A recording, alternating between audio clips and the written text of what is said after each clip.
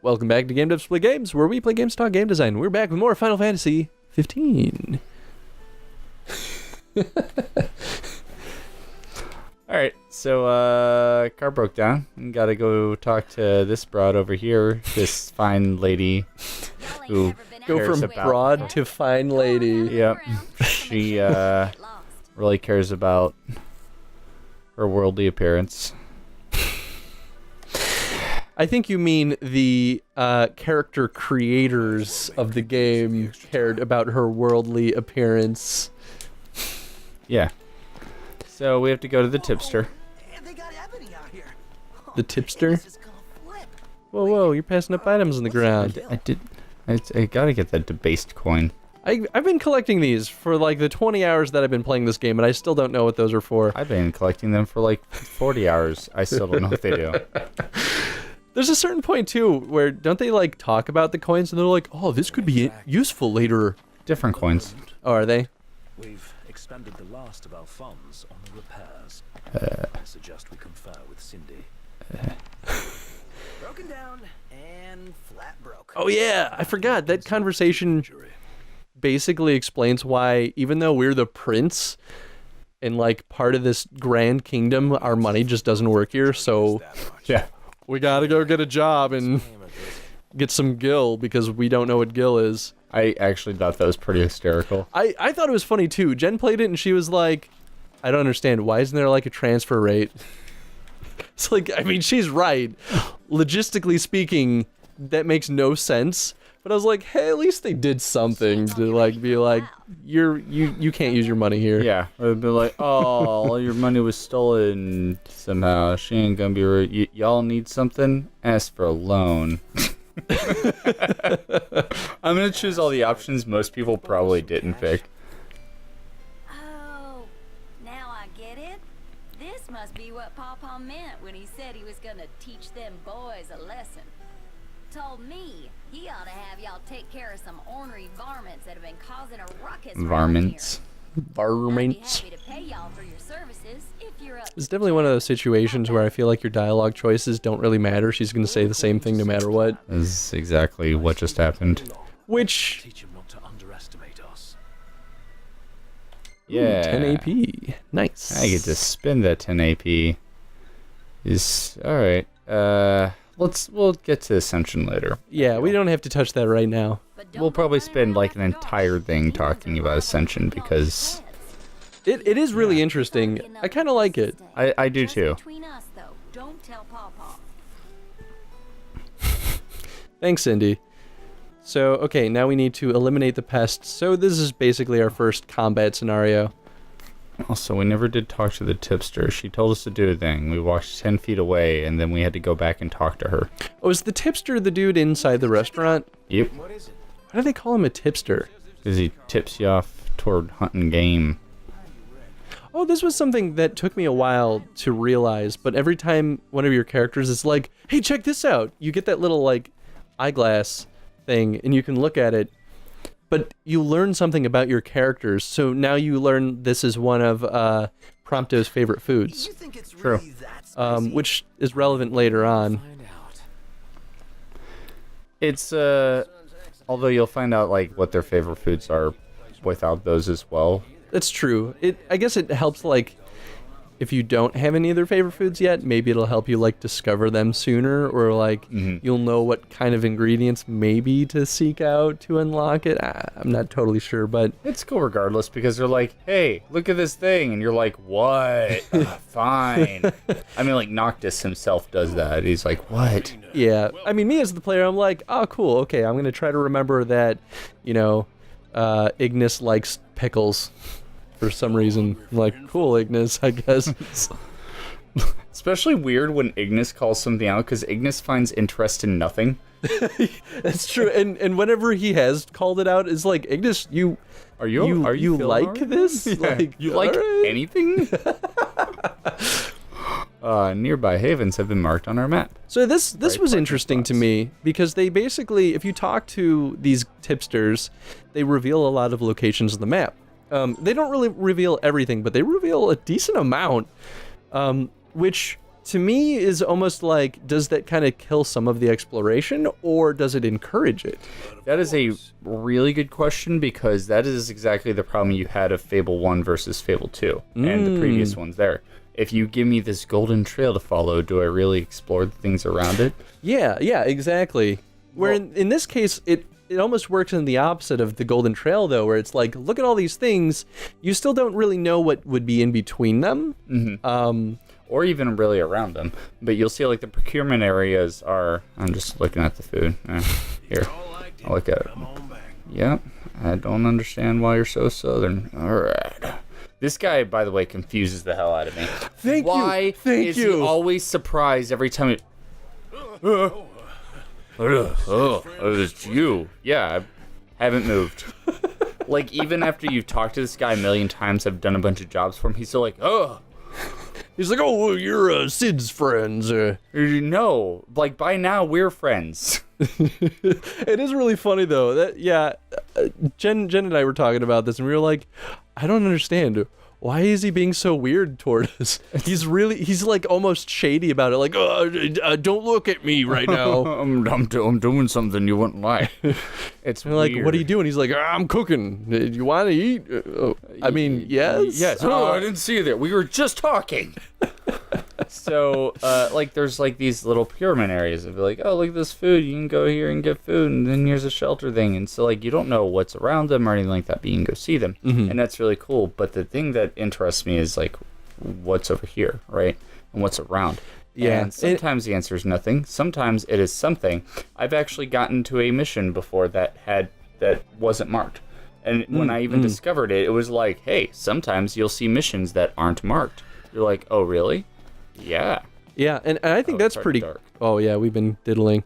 But I think that's actually pretty smart. Oh, yeah, I guess we could just go to sleep. Yeah, probably a good idea. Yeah, we only have it like 1 hour before it's nightfall. No money. Oh, better... Oh, well, no, we got money. Wait. Cindy gave us a loan. Money. All right, let's just... So this is interesting. At 7 p.m. The fact that there's a day-night cycle, which I think is pretty important for a game that's kind of built on this idea of exploration, which is like the core thing that separates Final Fantasy 15 from most of the other Final Fantasies, which, to be fair, they all had exploration to some amount, and to varying degrees, whereas this one was like, let's take exploration up like all the way. Oh, yeah. And build the game around that, which I think is a very interesting approach. And I think, at least for the types of games that people are looking for right now, at least in Western culture, it works very well. It is an interesting integration between what we're used to seeing from JRPGs into, that like Western RPG kind of feel. But having a day and night cycle, I think, is kind of essential, right? Because if you don't, then you're just in permanent daylight, and that's just weird. But they and the day and night cycle are actually really important for the world itself, because creepy things come out at night. Yeah. We're not strong enough to deal with that thing. So that's why we're going to bed at 7 p.m. Which is awesome, because I've heard of other Let's Players that are just like, fuck it, I'm just going to go drive out in the middle of the night anyway, and then they just get wrecked. It's like, that's awesome. I'm so happy that's a thing. The first time I got caught in the middle of the night while I was driving was awesome. It was awesome. Has it happened to you? Not really. I'm pretty good. We're gonna have to do it. I've been good at evading things during nightfall. Yeah, but sometimes you can't. Don't. I mean, that's fair.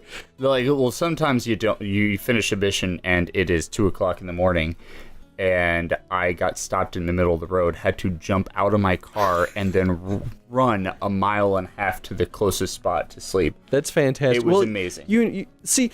And we should definitely talk about this more later too, but there is an ability or the option to just quick travel to your last resting point. But I almost don't like that. I love having to run in the middle of the night to find my campsite. Oh yeah. Like as a player, I make it more difficult for myself by not quick traveling, just so I can get that thrill of trying to survive in the night, to not lose progress on distance of how far I've traveled. Gotcha. The only time that I've used the quick travel when I was just like, all right, I'm lazy. I spent so much time in the nope. I love how she's like, I'm going to move around you. Okay, well, I'm just going to stop because you're clearly just going to mess I've with me. wondered what it would look like if you just caused a traffic jam. Because more cars are going to keep coming.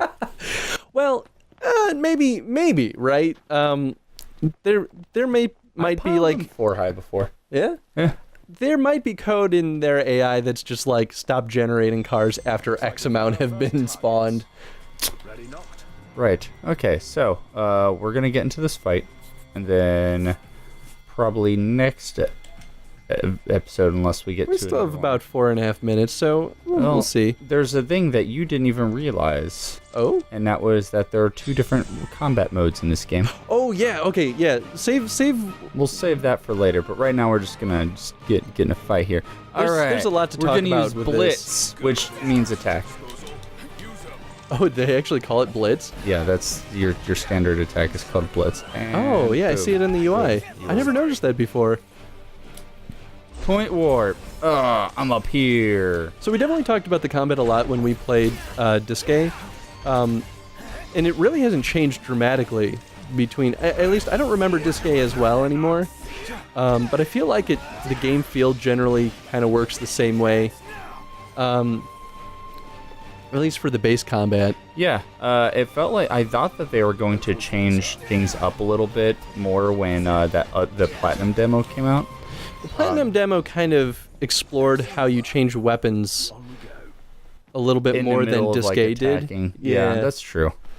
Disgaea also established the like teammate maneuvers, which they changed in the final version too, which we'll eventually get to those too. But I tried to do one just now and it didn't trigger, so... do you even have those? I guess you do have Yeah, at least one unlocked for each character in the beginning. You do. Okay, yeah, there it is. There's that. There's also blindside maneuvers. So the combat, though, I really, really love this combat style because it's, I mean, I guess it's kind of non-traditional for Final Fantasy to do real-time combat like this. But I feel like this integrates the combat into the game world in such a beautiful way. I think this is actually my favorite thing about 15 so far, is that there is literally no like opening cutscene before every single battle, and you don't have to wait at the end of every battle. You just the enemies are there in the world, you find them, you attack them, and sometimes they seem to appear out of nowhere, but it still is seamless. So it removes so much waiting that you would normally have. In general, it also gets rid of that awkward, I don't know, that awkward, like the transition you were talking about, not only because of waiting, but it also doesn't take you out of the game altogether. There's a combo move. I think that was one of the most intelligent things that they did about 15. And that's what keeps me sold, because honestly, like, the thing that keeps me out of most of the earlier generation Final Fantasy games is that I get tired of grinding. Just because I get tired of like waiting for combat to start, and then it's, you know, it's not always slow when the combat's actually going on, because that tends to be fun. There's just like so much wait time in between everything. Whereas 15, the combat, like, I almost have fun grinding again.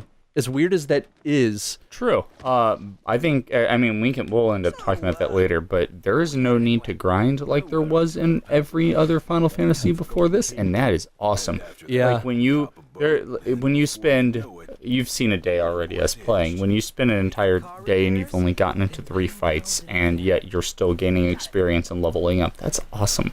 Well, especially, they changed, I guess, priority on where you get experience points. You get more experience out of completing quests than you do from just combat. In fact, it gets to the point where, like, I think fighting goblins for me right now, I get, like, 5 experience a piece. And I'm just like, well, this is, why am I fighting goblins? They just keep stealing and throwing shit. I mean, why am I fighting them? Right? But, like, you complete a quest that involves the goblins, and you get, like, 500 experience, and you're like, oh, well, that's why I'm fighting goblins, because I have this quest that brought me here. I'm going to keep doing quests, because they pay off the best. Thank you for interrupting my fight to tell me this. A little late for that. Yeah, it really is.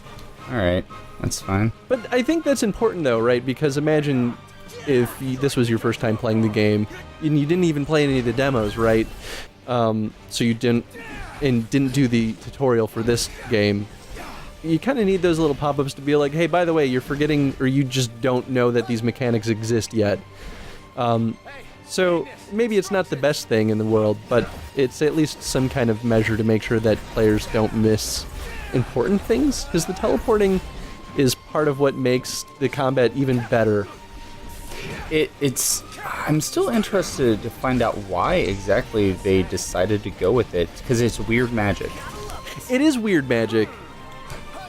For me, I think that the initial thought must have been like, how do we make real-time combat and make sure that the player's never too far away from an enemy? We don't want the player to ever feel like they're like not in combat for more than 1 second. Yeah. And I think that was their way of kind of making it happen. Convenient you called. I'm just finished with the hunt. Only this time, it's for a person. Fella named Dave went off. We ain't heard from him since. Find him, shoot him in the face. Whoa, I never agreed to kill people. Got it. Take a look. You want money, don't you? Well, damn. Well, I guess we're gonna kill people now. So, I mean, that's a good point to leave off. So we got to see a little bit of fighting.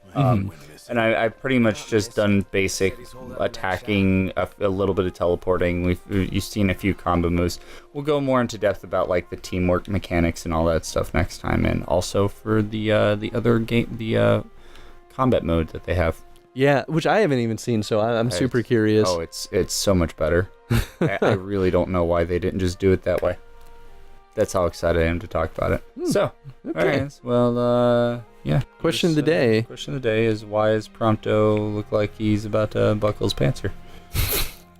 Yeah, I was watching you, Prompto. That's right, you better stop.